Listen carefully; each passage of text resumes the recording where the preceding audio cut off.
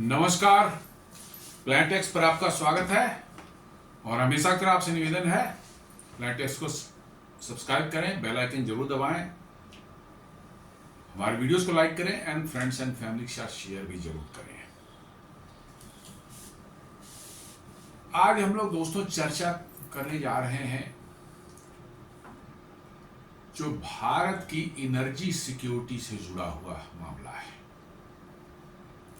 जी हाँ, किसी भी देश की एनर्जी सिक्योरिटी उस देश के भविष्य के लिए सबसे अहम चीज हो जाती है।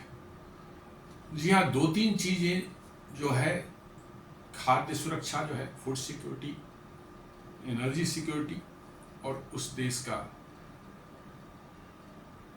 रक्षा प्रणाली जो है या रक्षा की व्यवस्था, डिफेंस, ये तीनों किसी देश के लिए बहुत ही ऐसे मूल मतलब कि जो रिक्वायरमेंट है, बेसिक रिक्वायरमेंट है, जिसके बगैर कोई राष्ट्र जो है या कोई देश जो है नहीं सरवाइव कर सकता लंबे समय तक। और चीजें रहेंगी लेकिन आपको खतरा हमेशा बना रहेगा और आप कभी भी आपको जो है समस्या आ सकती है। भारत में कम से कम जो फूड और डिफेंस के लिए जो है हम ज्यादा चिंता नहीं करते। हमारे यहाँ एबंडेंस में फूड प्रोडक्शन हो रहा है। अभी अपनी जरूरतें तो हम पूरी कर ही रहे हैं, वेस्टेज ही बहुत हो जाता है। हमारे यहाँ जो है खाद्य पदार्थों जो उत्पाद होते हैं उनको स्टोरेज की बहुत अच्छी व्यवस्था तो नहीं कर सकते हैं, अब की जा रही है, धीरे धीरे मॉडर्नाइज किया जा रहा है, उस वेस्टेज होता है। लेकिन इसके बावजूद भी हम बहुत बड़े तादाद में खाद्य पदार्थ जो है वो एक्सपोर्ट भी करते हैं। तो हमें फूड के मामले में अभी फिलहाल चिंता की बात नहीं है हमारे लिए। हम लोग इस मामले में जो है, हमारा कुछ आइटम्स हैं, दाल वगैरह है जिसको थोड़ा इंपोर्ट करना पड़ता है, इसलिए कि हम उसको उगाते नहीं, ऐसा नहीं कि नहीं हो सकता।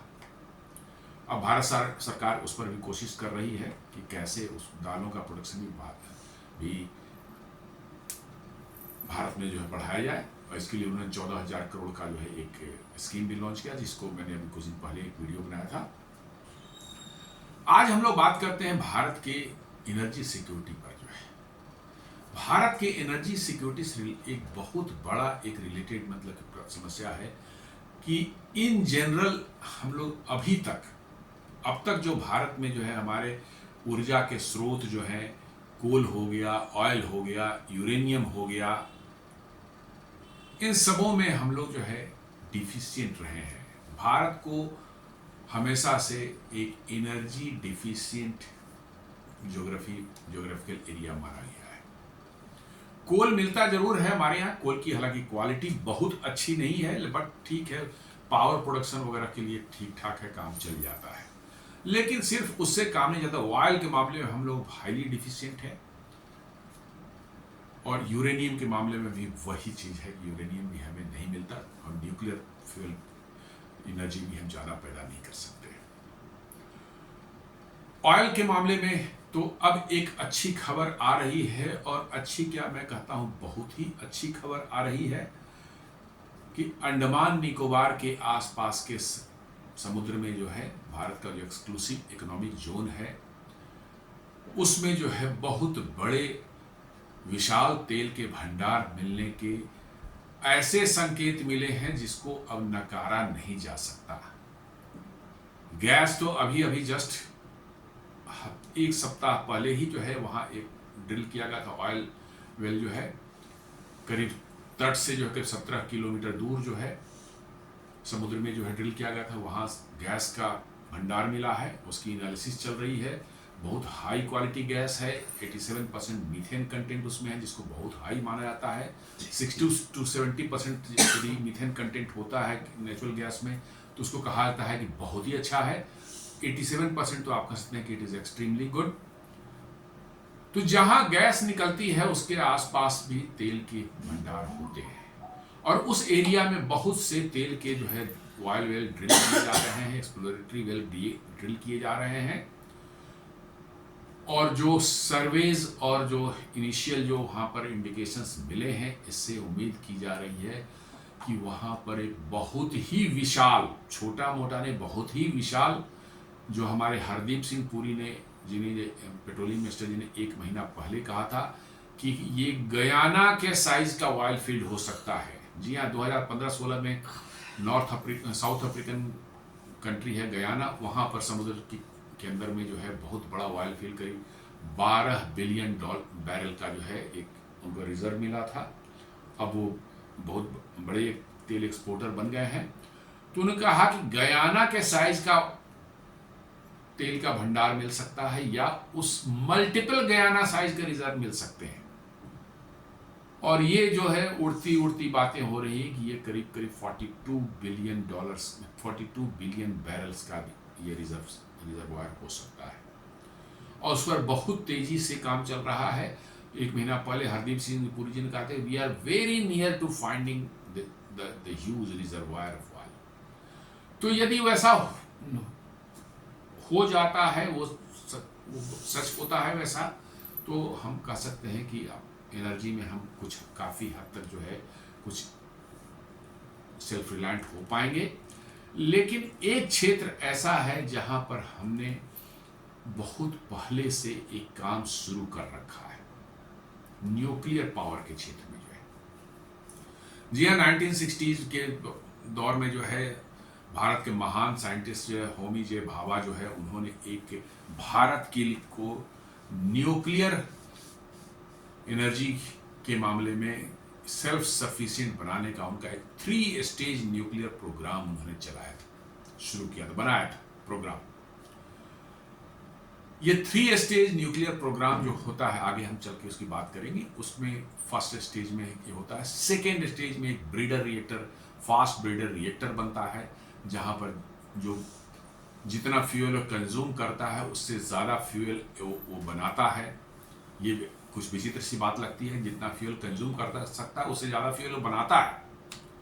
और फिर थर्ड स्टेज में जो है हम भारत में छिपे एक ऐसे ऊर्जा के स्रोत जिसको आज तक लोग समझते थे ऐसे ही समुद्र के किनारे सैंड पे पड़ा हुआ जो चीज़ है, जिसको मानते ही नहीं थे कि इसमें ऊर्जा भी हो सकती है, and that is called thorium.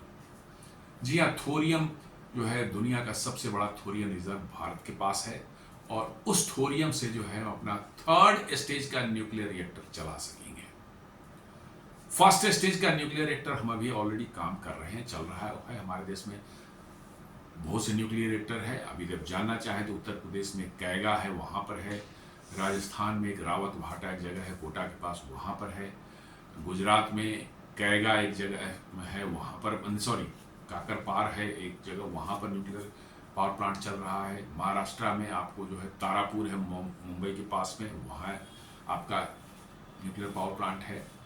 Then आपको जो है कर्नाटका में चले जाएं तो आप कैगा में एक न्यूक्लियर पावर प्लांट है। देन आपको तमिलनाडु में 2 जगह मिलेंगे आपको, एक कलपक्कम में है और एक है कुदमकुलम में है। अलग अलग कैपेसिटी के हैं, टोटल मिलाकर 7.8 मेगावाट्स 8 गीगावाट्स की कैपेसिटी है न्यूक्लियर की भारत की, जो बहुत ज़्यादा नहीं है।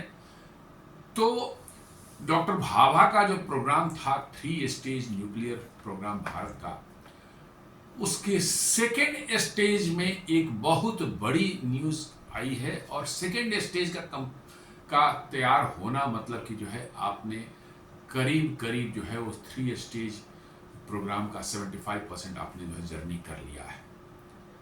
और उसके बाद थर्ड स्टेज यदि आप में पहुंच जाते हैं तो फिर समझ लीजिए कि आपके लिए थोरियम इस्तेमाल करके एबंडेंस ऑफ न्यूक्लियर पावर जो है भारत में जनरेट कर सकते हैं, और आपको ऊर्जा की आवश्यकताएं अगले कई 100 सालों तक की जो है इससे पूरी हो सकती है। तो आइए इसी पर बात करते हैं।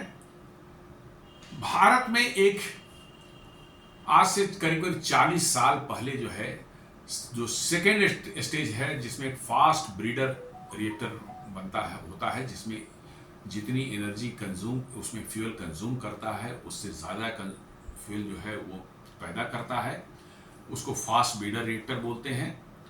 ये एक 40 साल पहले जो है करीब करीब जो है एक, अब हम समझते हैं कि उससे भी ज़्यादा हो चुका, 45 ईयर्स हो चुका होगा, अर्ली 80s में बना था। फास्ट ब्रीडर टेस्ट रिएक्टर एक बनाया गया था वहीं कलपक्कम में। सेकेंड स्टेज को हमारा छोटा सा था, वो टेस्ट रिएक्टर था, 40 मेगावाट वो इलेक्ट्रिसिटी पैदा कर सकता था।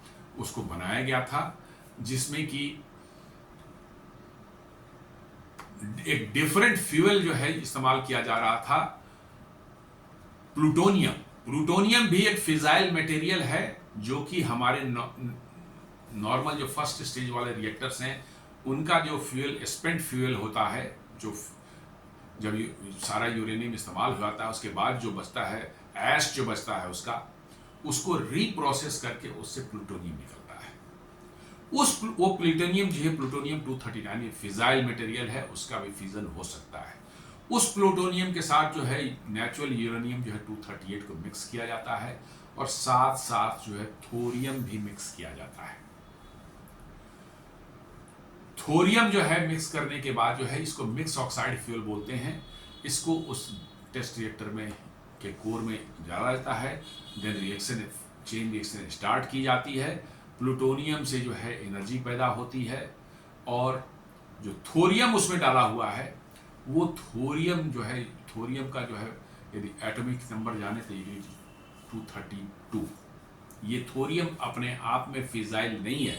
आप थोरियम को डायरेक्टली जो है चाहेंगे इसका फिजन रिएक्शन करा सके तो वो नहीं हो सकता, लेकिन वो मिक्स है उस फ्यूल कोर के साथ। जो मिक्स है कोर के चारों तरफ थोरियम है, तो जो न्यूट्रॉन्स जो निकल रहे हैं प्लूटोनियम के फिजन के दौरान जो है जो न्यूट्रॉन्स निकल रहे हैं, कुछ न्यूट्रॉन्स को वो थोरियम एब्जॉर्ब करते हैं।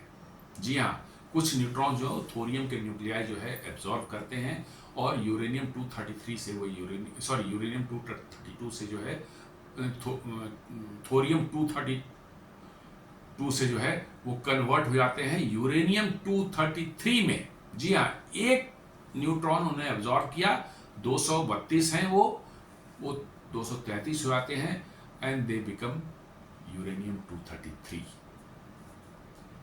और यूरेनियम 233 मेरे दोस्तों फिजाइल मटेरियल है like uranium 235 and it can be used in A reactor and produced electricity.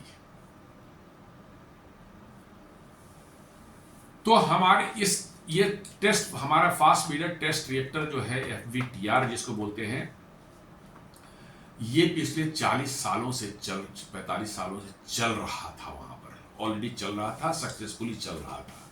40 mega बहुत से इसमें इसको टेस्ट किए गए, पैरामीटर्स अलग अलग टाइप के फ्यूल उस पर टेस्ट किए गए, डिफरेंट मिक्सचर बना के टेस्ट किए गए और उसके जो है जो पैरामीटर्स निकल करके आए, डेटा निकल करके आए, उसके बेसिस पर जो है एक 500 मेगावाट का प्रोटोटाइप फास्ट ब्रीडर रिएक्टर बनाया जा रहा है।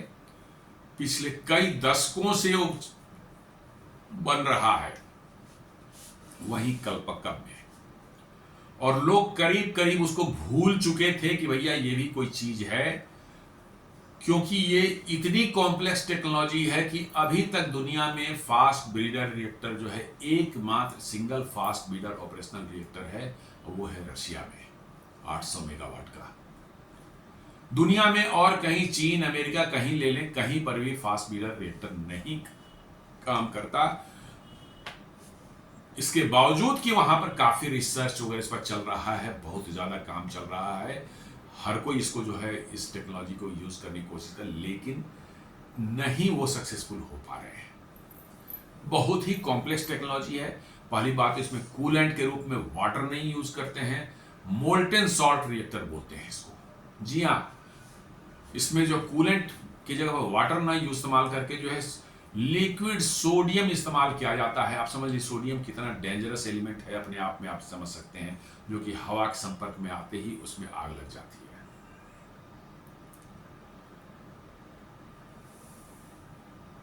हवा या पानी के संपर्क में आते ही जो उसमें आग लग जाती है, और बड़ा ही उसको हैंडल करना मुश्किल होता है। लेकिन इसके रिएक्टर, फास्ट ब्रीडर रिएक्टर में जो है वही मोल्टेन सॉल्ट रिएक्टर में लिक्विड सोडियम इस्तेमाल होता है। इसलिए इसको बनाना और इसको जो है मतलब कि जो है क्या कह सकते हैं, एक्सीडेंट प्रूफ या फेल प्रूफ सिस्टम बनाना, जहाँ पर कि जो है आपको सिस्टम जो है अपने आप जो है अपने सेफ्टी प्रोसीजर उसमें बने हो कि विदाउट ह्यूमन इंटरवेंशन यदि कोई अनटुवर्ड इंसिडेंट हो जाए तो रिएक्टर अपने आप जो है क्लीनली जो है शट डाउन हो जाए।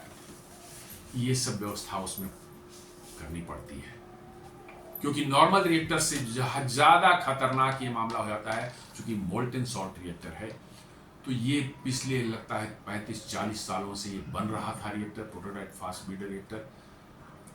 लास्ट ईयर थोड़ी उम्मीद इसमें जगी थी जब 4 मार्च 2024 को, जी हाँ 4 मार्च 2024 को हमारे प्रधानमंत्री मोदी जी वहाँ गए थे और उनके प्रेजेंस में वहाँ फ्यूल लोडिंग का काम शुरू हुआ था। जी हाँ, फ्यूल लोडिंग, फाइनली जो फ्यूल लोडिंग हो जाएगी उसके बाद फिर रिएक्टर को क्रिटिकल किया जाएगा, उन्हें रिएक्शन न्यूक्लियर रिएक्शन शुरू होगा।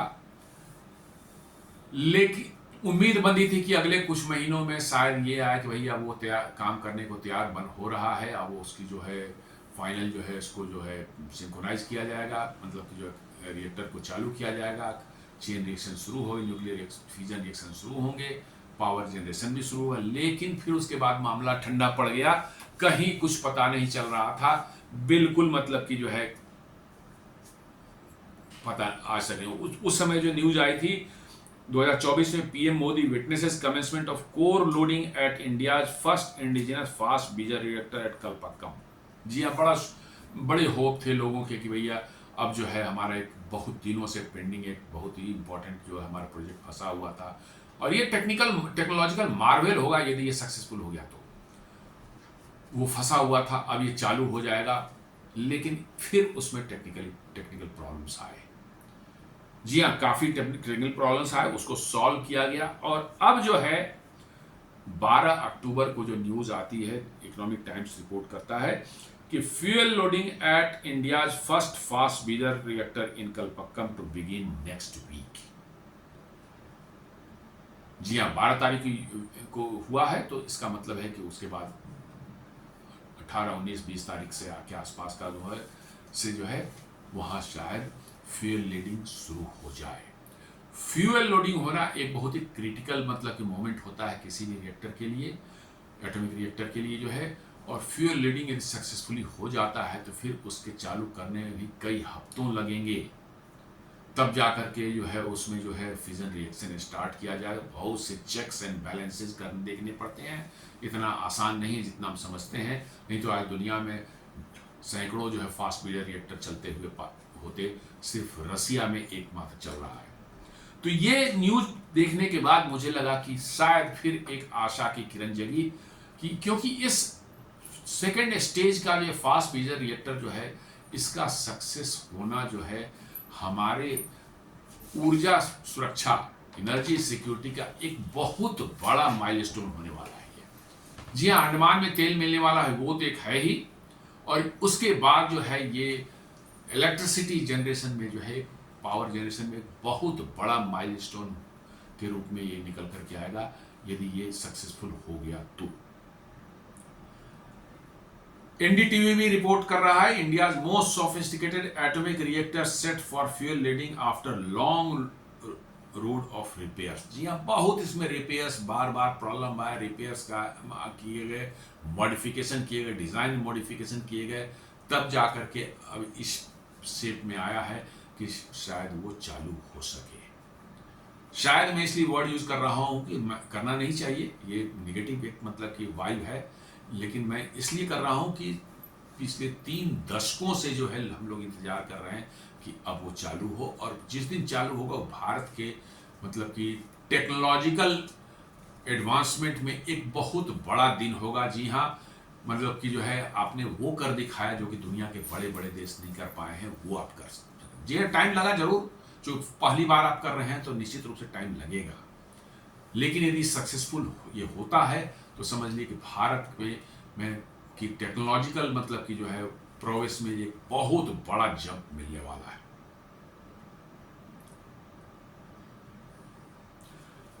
एनडीटीवी लिखता है this week the Indian nuclear regulator is expected to give the formal nod to begin loading nuclear fuel into the reactor core. जी हाँ, हमारा एटॉमिक एनर्जी कमीशन जो सारा ये सब चीज़ कंट्रोल करता है, तो उसकी परमिशन शायद इस हफ्ते उसको मिल जाए, उसके बाद लोडिंग की प्रक्रिया शुरू हो सकती है।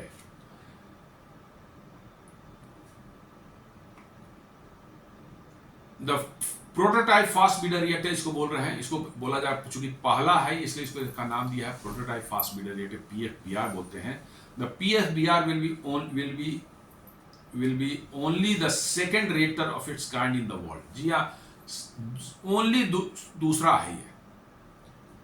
The only other large fast breeder reactor in operation currently is in Russia. वो करीब करीब 800 मेगावाट इलेक्ट्रिकल पावर जनरेट करता है और हम बना रहे हैं 500 मेगावाट इलेक्ट्रिकल पावर जनरेट करने के। चाइना भी बहुत कोशिश कर रहा है, लंबे समय से चाइना भी कोशिश कर रहा है, सक्सेस वहां भी नहीं मिली है, बट हम लोग करीब करीब सक्सेस के नजदीक पहुंच चुके हैं। और मेरा अनुमान है कि 90% आई बिलीव कि it will be a huge success, और इसके सक्सेस होते ही अन्य जो है फास्ट ब्रीडर रिएक्टर बनाने की प्रक्रिया शायद शुरू हो जाए और तब उसके बाद थर्ड स्टेज बनाने का काम भी शुरू हो सकता है। और जब उस पूरा चेन कंप्लीट हो जाएगा तीनों स्टेज का, तो virtually you will be getting electricity without bothering about the fuel. कि फ्यूल कहाँ से आएगा, कैसे आएगा, वो फ्यूल जितना कंज्यूम कर रहा है उतना फ्यूल खुद प्रोड्यूस कर रहा है। और थोरियम एबंडेंस में आपके जो है मोनाजाइट्स के फॉर्म में जो है आपके सी बीचेज पर पड़े हुए हैं, उनको आपको माइन करके लाना है, प्रोसेस करना है, थोरियम निकालना है और रेस्ट वहीं पर बीच पर फिर डाल देना है। ये एक अनवरत सिलसिला चलता रहेगा। और जैसा कहा जाता है कि हम लोग यदि थोरियम का पूरी तरह से एक्सप्लॉइट कर पाएँ, जितना थोरियम का रिजर्व भारत में है, यदि पूरी तरह से उसको एक्सप्लॉइट कर पाएँ इन अपने 3 स्टेज जो न्यूक्लियर प्रोग्राम जो है डॉक्टर भाभा का बना हुआ उसके तहत जो है, तो हम लोग 500 गीगावाट, जी हाँ 500 गीगावाट मतलब 5 लाख मेगावाट बिजली जो है अगले 450 साल तक बना सकते हैं। 5 लाख मेगावाट बिजली जो है आप 450 साल तक लगातार जो है without bothering for any fuel आप बना सकते हैं, उत्पादन कर सकते हैं। समझ लीजिए कि भारत के भविष्य के लिए, एक मॉडर्न इंडिया के लिए, एक इतने बड़े देश के लिए जहां एनर्जी की इतनी ह्यूज डिमांड है, उसके लिए कितनी बड़ी ये मतलब कि जो बात होगी कि 500 गीगावाट पावर जो है आप अगले 450 साल तक जो है पैदा कर सकते हैं बिना इंपोर्ट किए कोई यूरेनियम या कोल या किसी तरह का मतलब कि फ्यूल जो है। We will be producing more fuel than we are consuming. जी हाँ, फास्ट ब्रीडर रिएक्टर का यही फंडामेंटल्स है कि हम जितना फ्यूल उसमें डालते हैं उससे ज्यादा फ्यूल उससे निकालते हैं।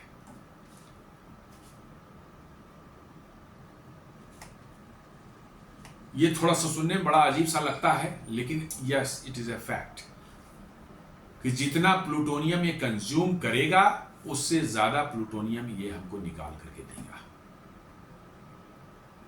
कैसे, उसकी भी बात करते हैं आपको।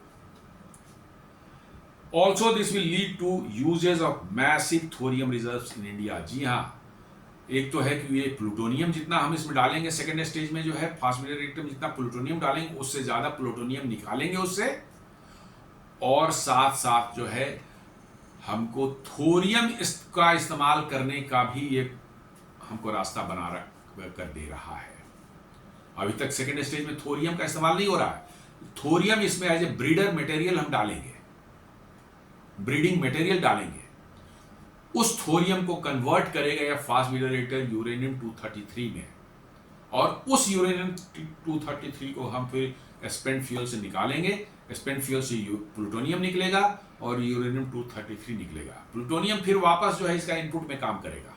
जितना हमने डाला था उससे ज्यादा प्लूटोनियम निकल गया, फिर थोड़ा सा प्लूटोनियम इसके इनपुट में जाएगा, और यूरेनियम 233 जो निकला हमारा, वो हमारा एक नया रिएक्टर थर्ड स्टेज में बनेगा जो कि यूरेनियम 233 पर चलेगा। यूरेनियम 233 कंज्यूम करेगा, साथ साथ उसमें थोरियम भी हम मिक्स करके डालेंगे, तो वो यूरेनियम 233 कंज्यूम कर रहा है साथ साथ उसका स्पेंट फ्यूल जो निकलेगा उसमें हमें यूरेनियम 233 भी निकल करके आएगा। तो देख रहे हैं कैसे हो रहा है। हमने सेकेंड स्टेज में प्लूटोनियम डाला, उससे ज्यादा प्लूटोनियम निकल करके आया। सेकेंड स्टेज में थोरियम डाला, सेकेंड स्टेज में हमने यूरेनियम 233 डाला और थोरियम भी उसमें डाल दिया, हमें उससे और यूरेनियम 233 निकल करके आ रहा है। कैसे हो रहा है मैं आगे इसको एक्सप्लेन करता हूं। It is stated that fuel leading is expected to begin soon early next week. हो सकता है अगले मंगलवार, सोमवार मंगलवार तक शुरुआत हो जाए। बड़ी अच्छी न्यूज है ये। The reactor has encountered technical issues after its inauguration which delayed fuel loading.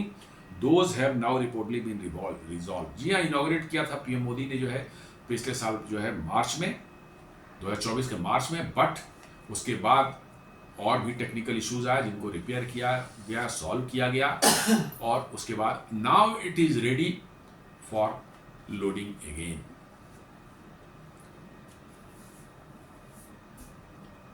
अब हम जानना चाहें कि प्रोटोटाइप फास्ट ब्रीडर रिएक्टर है क्या। तो the PFBR is a machine that produces more nuclear fuel than it consumes, hence called breeder. Basically क्या है कि फर्स्ट स्टेज में जो है नेचुरल यूरेनियम का इस्तेमाल करते हैं। जी हाँ, हम नेचुरल यूरेनियम इस्तेमाल करते हैं, हम एनरिच्ड यूरेनियम इस्तेमाल नहीं करते अपने रिएक्टर्स में। एनरिच्ड यूरेनियम कुछ लिमिटेड हमारे यहाँ प्लांट्स जरूर हैं। एक तारापुर में है, शायद 150 मेगावाट का कुछ है, और कुदनकुलम में जो रशिया के सहयोग से जो बना हुआ प्लांट है वो नेचुरल यूरेनियम पर चलता है। उसके यूरेनियम रशिया से ही मंगाए जाते हैं। वो एनरिच्ड यूरेनियम है, वो एनरिच्ड यूरेनियम है और उसको जो वहां पर जो है वो प्लांट चलता है एनरिच्ड यूरेनियम से। लेकिन हमारे रेस्ट ऑफ द प्लांट जो इंडिजिनसली बिल्ट है, भाभा एटॉमिक रिसर्च सेंटर का डिजाइन जो प्लांट है, जो कैगा में है, काकरपार में, रावत भाटा में हो गया, नरोरा में यूपी में हो गया, मतलब कि जो है ये सब जो है जितने हैं ये सभी के सभी जो है नेचुरल यूरेनियम चलते हैं, एनरिच्ड यूरेनियम नहीं है। और इसलिए हमारे यूरेनियम जो है प्रेशराइज हेवी वाटर रिएक्टर कहलाते हैं। और जो नेचुरल यूरेनियम, जो एनरिच्ड यूरेनियम वाले होते हैं उनको कहते हैं प्रेशराइज वाटर रिएक्टर। वहां पर कूलेंट के फॉर्म में जो है हम नॉर्मल वाटर यूज करते हैं, जबकि हम जो चला रहे हैं रिएक्टर यहाँ पर नेचुरल यूरेनियम का यूज करके इसमें हेवी वाटर का इस्तेमाल होता है एज ए कूलेंट। तो हमारे जो नेचुरल यूरेनियम का हम इस्तेमाल करते हैं, इसका जो फ्यूल जब खत्म हो जाता है, स्पेंट हो जाता है, तो उसका जो ऐश जो है उसको हम बाहर निकालते हैं और उसको रीप्रोसेसिंग की जाती है और उससे निकलता है प्लूटोनियम 239। जी हाँ, प्लूटोनियम 239 से एटॉमिक बॉम्ब भी बनते हैं क्योंकि फिजाइल मटेरियल है। और इसी यूरेनियम 239 को जो है एज ए फ्यूल इस्तेमाल किया जाएगा किसमें, आपका प्रोटोटाइप फास्ट ब्रीडर रिएक्टर में। इसके साथ क्या मिक्स्ड होगा, यूरेनियम 238 जो हमारे नेचुरल यूरेनियम की यूरेनियम 235 मिक्स रखता है जो फिजाइल है, और यूरेनियम 238 भी रहता है जो फिजाइल नहीं है। जी हाँ, हम जो माइन करते हैं यूरेनियम, हमारे नेचुरल यूरेनियम निकालते हैं, उसमें दोनों यूरेनियम है। यूरेनियम 235 जो फिजाइल है उसकी कंसंट्रेशन कम रहती है, यूरेनियम 238 की कंसंट्रेशन ज्यादा रहती है। तो वो यूरेनियम 238 जो है ना, जो हमारे जो नेचुरल यूरेनियम वाले हमारे फर्स्ट स्टेज के रिएक्टर्स हैं, वही कन्वर्ट हो जाते हैं प्लूटोनियम 239 में। क्यों? यूरेनियम 238 है जो न्यूट्रॉन्स जो है निकलते हैं, यूरेनियम 235 के एटम जो टूटते हैं तो उससे न्यूट्रॉन्स निकलते हैं। तो कुछ न्यूट्रॉन्स जो है ये यूरेनियम 238 जो मिक्स है वो भी एब्जॉर्ब कर लेता है, और 238 में एक और चला गया न्यूट्रॉन तो बन गया 239, और 239 जो होता है उसको हम बोलते हैं प्लूटोनियम। तो इसलिए प्लूटोनियम बनता है। बात सब थोड़ा आपको लग रहा होगा अटपटा, लेकिन नहीं, ऐसा अटपटा बिल्कुल नहीं है। हम फर्स्ट स्टेज की बात करते हैं, पहले फर्स्ट स्टेज को समझ लेते हैं। फर्स्ट स्टेज में हम लोग माइंस से जो यूरेनियम निकालते हैं उसमें दोनों उसको प्रोसेस करते हैं, रिफाइन करते हैं as far as possible, enrich नहीं करते हैं। इनरिचमेंट का मतलब है कि यूरेनियम तो 235 जिसका जो फिजाइल पार्ट है उसकी कंसंट्रेशन को बढ़ाना, उसको इनरिचमेंट कहते हैं। यूरेनियम 238 जो उसमें है, जो ज्यादा क्वांटिटी में रहता है, वो फिजाइल नहीं है। तो हमारे रिएक्टर में जो हम यूज कर रहे हैं उसमें दोनों ही मिक्स है, 235 और 238 दोनों हैं। 235 का फिजन शुरू होता है, उससे न्यूट्रॉन्स निकलते हैं और कुछ न्यूट्रॉन्स जो हैं हमारे यूरेनियम 238 के जो न्यूक्लियाई जो है वो भी एब्जॉर्ब करते हैं, और वो एब्जॉर्ब करके 238 में एक और न्यूट्रॉन चला गया, 239 हो जाता है हम कहते हैं एटॉमिक नंबर। और जैसे ही एटॉमिक नंबर 239 हुआ, वो बन गया प्लूटोनियम। तो जब पूरा फ्यूल खत्म हो गया तो जो उसको बाहर किया जाता है स्पेंट फ्यूल को, फिर उसको रीप्रोसेसिंग की जाती है और उससे प्लूटोनियम को निकाल लिया जाता है। तो आपको प्लूटोनियम जो है अपने रिएक्टर से मिल गया। अब उसका बम बनाने में भी इस्तेमाल कर सकते हैं, दैट इज अनदर अफेयर। लेकिन हम उसका इस्तेमाल करने जा रहे हैं कहां? सेकेंड स्टेज में। सेकेंड स्टेज में क्या क्या होगा, अब इसको अंदाजा लगाते हैं। प्लूटोनियम साथ साथ जो है नेचुरल यूरेनियम, जो हमारे यूरेनियम 238 आता है वो भी रहेगा मिक्स उसके साथ में, और साथ साथ जो है उसके अराउंड जो है हम थोरियम का भी एक ब्लैंकेट चढ़ा देंगे। बीच में हमारा कोर क्या है? प्लूटोनियम प्लस यूरेनियम 238 का ये कोर है, और उसके चारों तरफ जो है ब्लैंकेट है थोरियम का। हमने प्लूटोनियम को फिजन शुरू किया, प्लूटोनियम जो है एनर्जी पैदा कर रहा है, वो एनर्जी निकलेगी बाहर, वो एनर्जी इलेक्ट्रिसिटी में कन्वर्ट होगी, लेकिन अंदर जो न्यूट्रॉन्स जो निकलते हैं वो न्यूट्रॉन्स यूरेनियम 238 जो मिक्स है वो भी एब्जॉर्ब करेगा, और जो ब्लैंकेट है चारों तरफ जो है हमारा थोरियम का वो भी एब्जॉर्ब करेगा। तो यूरेनियम 238 जो है एब्जॉर्ब करेगा, वो क्या कन्वर्ट में होगा? 239 बनेगा। तो 239 मतलब प्लूटोनियम बन गया। और थोरियम 232 जो ब्लैंकेट है, वो ब्लैंकेट उस न्यूट्रॉन को एब्जॉर्ब करेगा, तो उसमें एक और ऐड हो जाएगा, तो बन जाएगा 232, वो है यूरेनियम 233। समझ गए? अब इसका जो स्पेंट फ्यूल, जब ये फ्यूल खत्म हो जाएगा, इसको आप प्रोसेस करके निकालेंगे तो दो चीजें निकलेंगी। एक निकलेगा प्लूटोनियम, ये उतना प्लूटोनियम निकलेगा जितना आपने डाला था उसमें फ्यूल शुरुआत में जो है, उससे ज्यादा प्लूटोनियम आपको यहां निकल जाएगा। क्यों? क्योंकि यूरेनियम 238 जो मिक्स किया था आपने फ्यूल में, उसकी क्वांटिटी बहुत ज्यादा थी एज कंपेयर टू प्लूटोनियम। और जो आपने ब्लैंकेट बाहर बना रखा था थोरियम का, वो कन्वर्ट हो गया यूरेनियम 233 में। अब देख लीजिए, यहां आपको प्लूटोनियम निकल करके आ गया। ये प्लूटोनियम का कुछ पोर्शन आप वापस लेकर के दोबारा आप फ्यूल के रूप में उसी रिएक्टर में डालेंगे, और ये यूरेनियम 233 जो निकला, ये थर्ड स्टेज के रिएक्टर में जाकर के जो है फिजन करेगा वहां पर और पावर पैदा करेगा। और थर्ड स्टेज में भी क्या करेंगे? यूरेनियम 233 जो है उसके साथ हम थोरियम फिर मिक्स कर देंगे, ब्लैंकेट लगा देंगे उसके चारों तरफ, जो है वो एब्जॉर्ब करेगा और कन्वर्ट होगा यूरेनियम 233 में, और हमको जो है स्पेंट फ्यूल में यूरेनियम 233 मिल जाएगा। उसको दोबारा हम यूज करेंगे उसी रिएक्टर में। तो अब ये ऐसा एक साइकिल है, आपको लगेगा कि वो आपस में ही घूम रहे हैं, सिर्फ थोरियम का कंजम्पशन हो रहा है उसमें। आप इस पूरे को देख लेंगे, लगेगा कि सिर्फ थोरियम का कंजम्पशन हो रहा है और रेस्ट सब आपस में ही रिसाइकिल हो रहे हैं। इसका निकल कर उसमें जा रहा है, उसका निकल कर उसमें जा रहा है, और आपस में ही जो है सब एक दूसरे का को मेकअप कर रहे हैं। That is the beauty of this 3 stage nuclear programme. Its core loading event is being held as a milestone. जी हाँ, अब आगे बढ़ते हैं। कहते हैं कि ये माइलस्टोन है, कोर लोडिंग जो है सबसे इंपॉर्टेंट मतलब पार्ट है इसका प्रोटोटाइप फास्ट ब्रीडर रिएक्टर के स्टार्ट होने का। Because the operationalization of the PFBR will mark the start of stage 2 of India's 3-stage nuclear power program। जी हाँ, यदि ये ऑपरेशनलाइज हो जाता है तो ये हमारा सेकेंड स्टेज का जो है समझ लीजिए कि सक्सेसफुल हो चुका है। सेकेंड स्टेज हमने कंप्लीट कर लिया। अब हमारे लिए थर्ड स्टेज का सिर्फ एक स्टेज बचेगा कि थर्ड स्टेज को कैसे हम अचीव कर लें, और उसके बाद जो है हम अनवरत जो है इलेक्ट्रिसिटी बना पाएंगे without bothering for the fuel.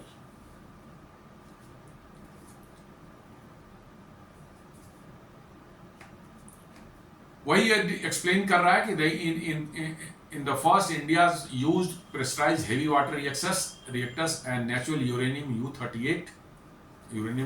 238 which contains minuscule amount of uranium 235 as the fissile material। जी हाँ, जैसा मैंने बताया नेचुरल यूरेनियम हम यूज करेंगे तो यूरेनियम 238 ही उसमें मेजोरिटी में है, थोड़ा सा उसमें कंसंट्रेशन बहुत ज़्यादा है, हार्डली 1% 1.5% जो है आपको जो है 2% 3%, कहीं कहीं रसिया वगैरह में वहाँ 8 9 10 11% हो जाते हैं, हमारे यहाँ 2-3% से भी कम रहता है, 2% भी हो गया बहुत। तो यूरेनियम 235 हमारे यहाँ कंसंट्रेशन कम रहता है और यूरेनियम 238 जो है ज़्यादा रहता है, ये पूरी दुनिया में। तो ये इसी फ्यूल को हम एज ए लेकर के जो है फर्स्ट स्टेज में इस्तेमाल करते हैं। The reaction producer plutonium 239। जी हाँ, 238 जैसे ही एब्जॉर्ब करेगा न्यूट्रॉन्स, 238 में एक और न्यूट्रॉन ऐड हो जाएगा, 239 हो जाएगा और वो बन जाएगा प्लूटोनियम, और यही प्लूटोनियम सेकेंड स्टेज का फ्यूल बन जाता है। फर्स्ट स्टेज का ये बाई प्रोडक्ट है, सेकेंड स्टेज का ये फ्यूल बन जाता है, और सेकेंड स्टेज के बाई प्रोडक्ट में प्लूटोनियम भी है और यूरेनियम 233 भी है। तो ये यही ब्यूटी है। तो सेकेंड स्टेज का सक्सेस होना जो है हमारे लिए बहुत ही ज्यादा इंपॉर्टेंट रखता है।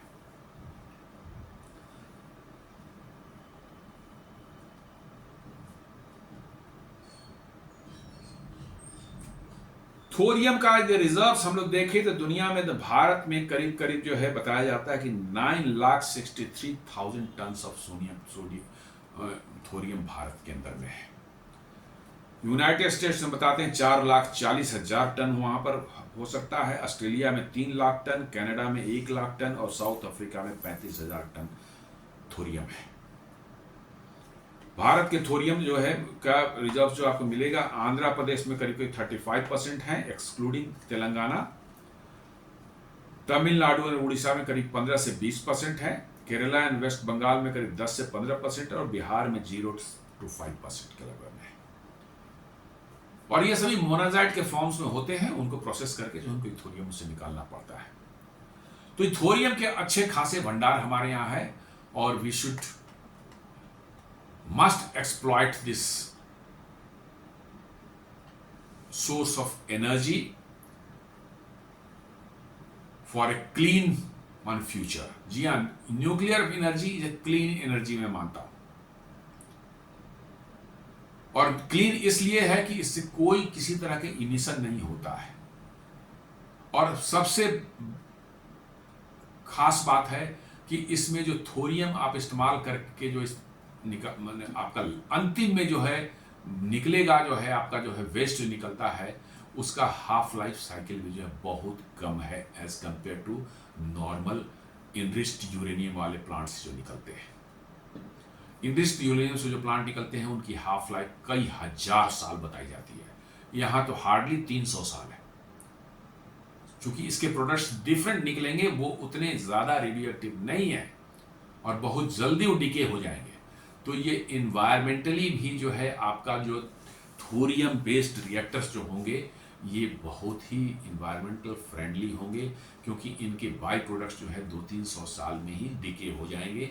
वेयर एज द अभी जो यूरेनियम इनरिच्ड यूरेनियम वाले प्लांट इस्तेमाल किए जा रहे हैं पूरी दुनिया में, उनमें जो निकलते हैं उनके वेस्ट फ्यूल जो है जिनको कुछ नहीं किया जाता, फेंकना पड़ता है, माने स्टोर करना, सेफली स्टोर करना पड़ता है, बिकॉज कि वो हाईली रेडियो एक्टिव है, वो कई हजार साल तक उनके जो है हाफ लाइफ होती है, मतलब उतने हजार साल तक वो डेंजरस बने रहते हैं। इसलिए स्टील के कंटेनर्स में डीप मतलब कंक्रीट के साइलोज में उनको बरी कर दिया जाता है जमीन के अंदर, ताकि वो हजारों साल तक पड़े रहें, और बहुत सिक्योर रखना पड़ता है।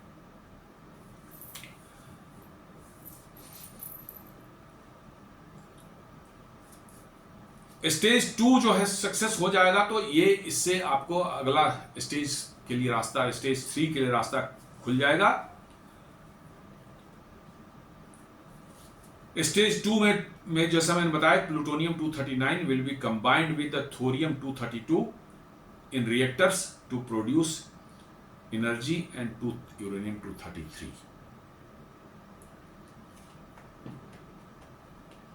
तो इस तरह से आप देखें कि फर्स्ट स्टेज का से जो माल निकला उससे आपने सेकेंड स्टेज में उसको फ्यूल बना दिया।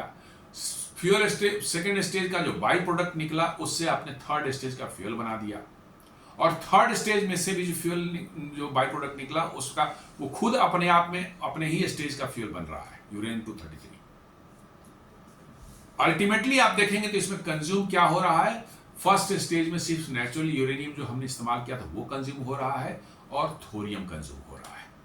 और थोड़े समय बाद जो है जब आपका साइकिल चल पड़ेगा तो फर्स्ट, चूंकि सेकेंड स्टेज अपने आप में उतना प्लूटोनियम पैदा कर रहा है, जितना कंज्यूम कर रहा है उससे ज्यादा प्लूटोनियम पैदा कर रहा है, तो फर्स्ट स्टेज की शायद आपको जरूरत भी ना पड़े, क्योंकि फर्स्ट स्टेज आपको इसलिए रिक्वायर्ड है भी कि आपको अभी प्लूटोनियम चाहिए सेकेंड स्टेज को स्टार्ट करने के लिए। लेकिन सेकेंड स्टेज चल पड़ता है और वो जितना प्लूटोनियम कंज्यूम कर रहा है उससे ज्यादा प्लूटोनियम बना रहा है, तो you need not have the first stage at all. तो इस केस में आप देखेंगे सिर्फ कंज्यूम हो रहा है क्या, आपका नेचुरल यूरेनियम 238 जो है वो आप मिक्स करके प्लूटोनियम साथ सेकेंड स्टेज में डाल रहे हैं और थोरियम का ब्लैंकेट उसके चारों तरफ लगा रहे हैं।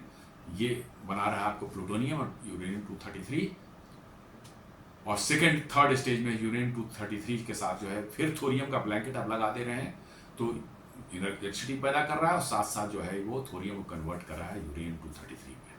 तो दिस इज द ब्यूटी। थोड़ा कंफ्यूजन आपको जरूर हो रहा होगा कैसे ये उसमें कन्वर्ट हो गया हो, लेकिन थोड़ा जो साइंस को जो समझते हैं, वो जो न्यूक्लियर साइंस को समझते होंगे उनको आसानी होगी। इसलिए मैंने बार बार कहा कि नंबर्स में बता रहा हूं। 238 यूरेनियम नॉन फिजिबल है, लेकिन एक न्यूट्रॉन उसमें ऐड हो जाता है, एब्जॉर्ब कर लेता है, तो 239 बन जाता है जो प्लूटोनियम है, वो फिजाइल है और सेकेंड स्टेज में एज ए फ्यूल काम करेगा। उसी तरह से जो है थोरियम 232 है उसका न्यूक्लियर एटॉमिक नंबर, मतलब उसके अंदर में प्रोटॉन और न्यूट्रॉन के का पूरा जो संख्या है वो उनको काउंट कर लेंगे तो आपको 232 मिलेंगे। तो ये थोरियम का कॉम्बिनेशन है। एक न्यूट्रॉन और उसमें चला जाता है तो उसका पूरा काउंट कितना हो जाएगा, 233 हो जाएगा।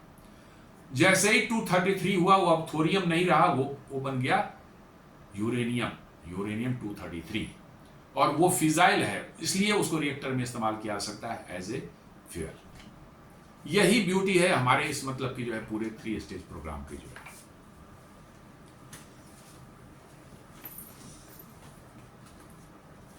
Commissioning of the PFBR will mark the second stage of India's 3-stage nuclear program that aims to recycle spent fuel to reduce the inventory of radioactive stock. जी हाँ, जितना भी आप रिसाइकिल आपका होगा जो स्पेंट फ्यूल का जो है, उतना ही आपका रेडियो एक्टिव जो है चीज़ों को स्टोर करने के, स्टॉक करने का आपकी रिक्वायरमेंट कम होगी। And officially told PDI that once fuel loading is done, first criticality sustaining a controlled chain reaction is expected within 6 months. जी हाँ, जो फ्यूल लोडिंग स्टार्ट हो जाएगी उसके बाद कंप्लीट हो जाएगी तो 6 महीने के अंदर जो है जो क्रिटिकलिटी को अचीव किया जा सकता है। क्रिटिकलिटी उसको बोलते हैं चेन रिएक्शन। जो फ्यूजन स्टार्ट होती है तो एक एटम टूटता है, वो एनर्जी निकलती है, उससे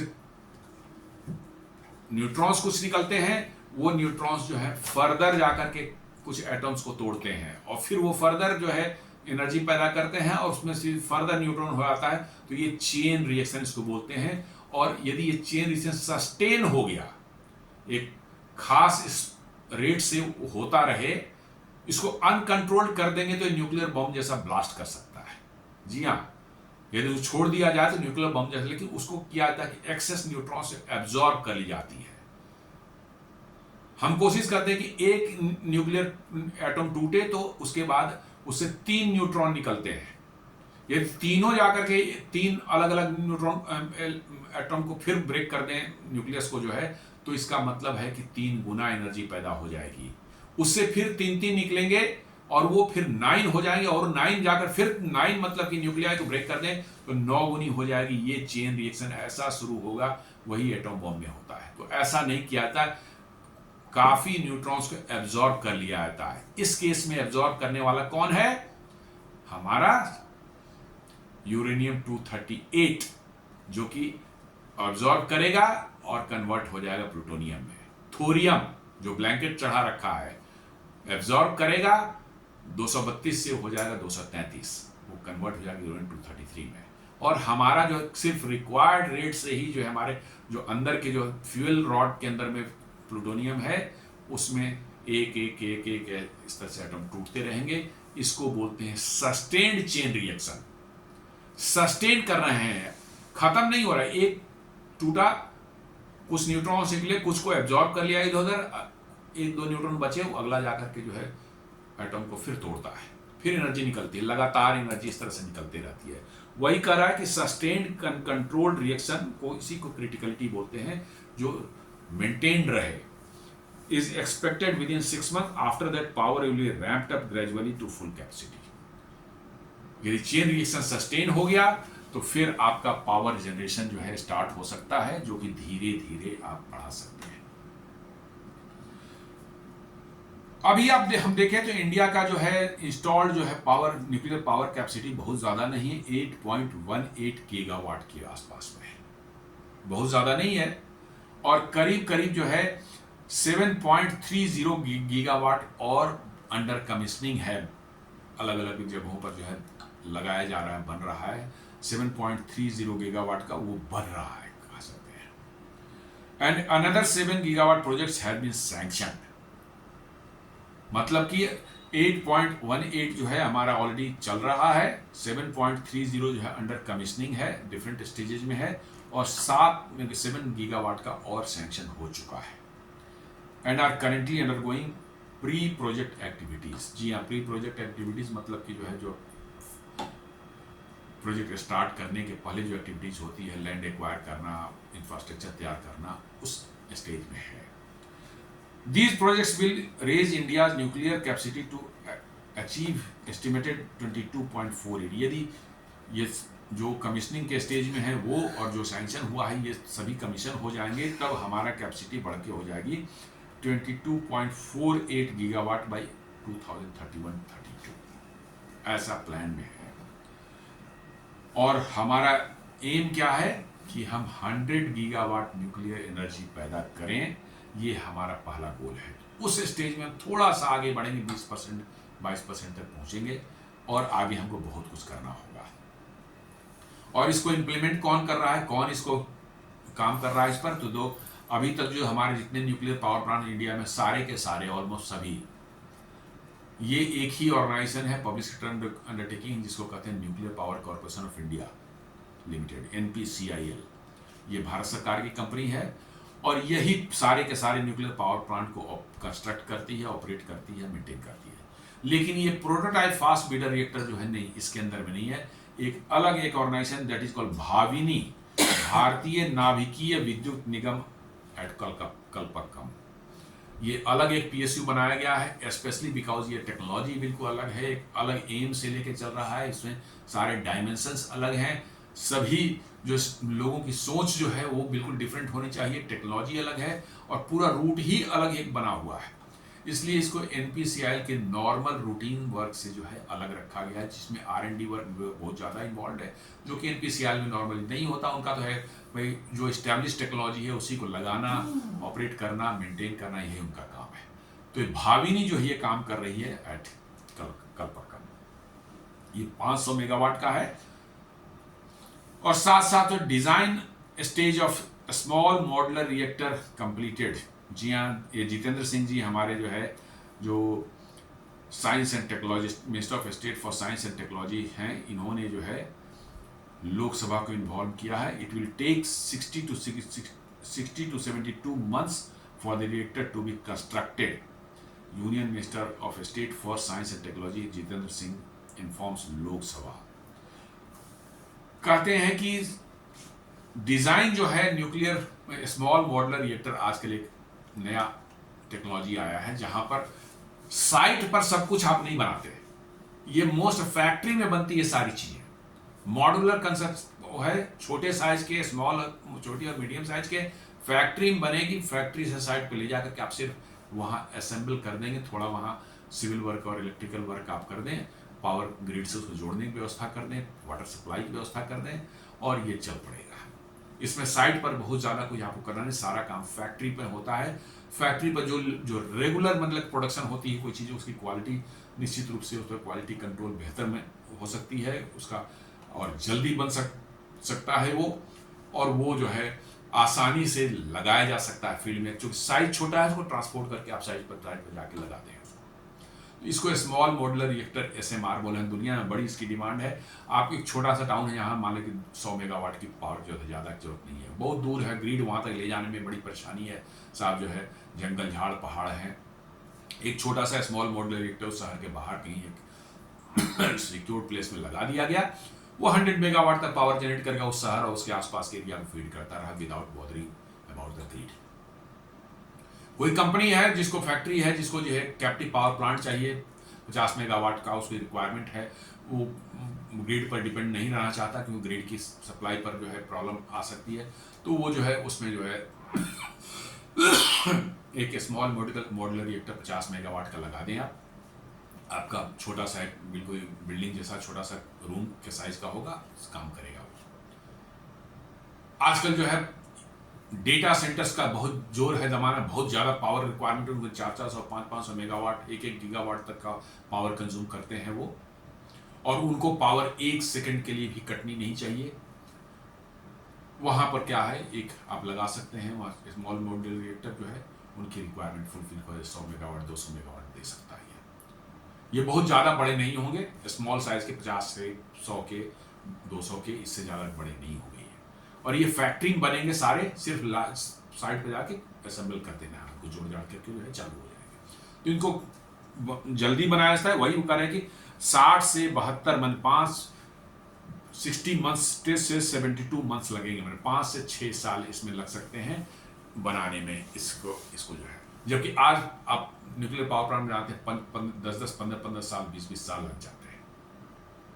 बहुत कॉम्प्लेक्स प्रोसेस है, इतनी सेफ्टी रिक्वायरमेंट करनी पड़ती है, और साइट पर बनाना और उनको सुपरवाइज करना, क्वालिटी मेंटेन करना टफ टास्क है। और ये आप लेंगे आराम से साइट रिपेयर किया और मतलब कि जो है वहाँ गए, सीधे 2-4 महीने में आप वहाँ पर इंस्टॉल कर देंगे। ये 5 से 6 साल जो बताया है कि उन्होंने कहा कि आप ये प्रोजेक्ट जब सैंक्शन कर दिया जाएगा तो 5 से 6 साल के अंदर बनना शुरू हो जाएगा स्मॉल मॉडुलर रिएक्टर। तो ये नया एक न्यूक्लियर मतलब कि जो है क्षेत्र में जो है न्यूक्लियर पावर के फील्ड में जो है एक नई क्रांति आई है दुनिया में। अभी इसका बहुत छोटे 1-2 जगहों पर इसका एक्सपेरिमेंटल बेसिस चल रहा है, लेकिन भारत में भी इस पर बहुत तेजी से भाभा एटॉमिक रिसर्च सेंटर काम कर रहा है, डिजाइन तैयार हो गया है, गवर्नमेंट सैंक्शन करती है प्रोजेक्ट। इन्होंने कहा कि हम बनाना शुरू कर देंगे उसको, जो है 5 से 6 साल में बना देंगे।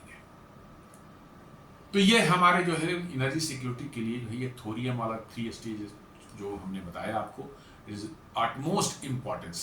जी हाँ, इससे इम्पॉर्टेंट जी भारत के लिए और कुछ नहीं है।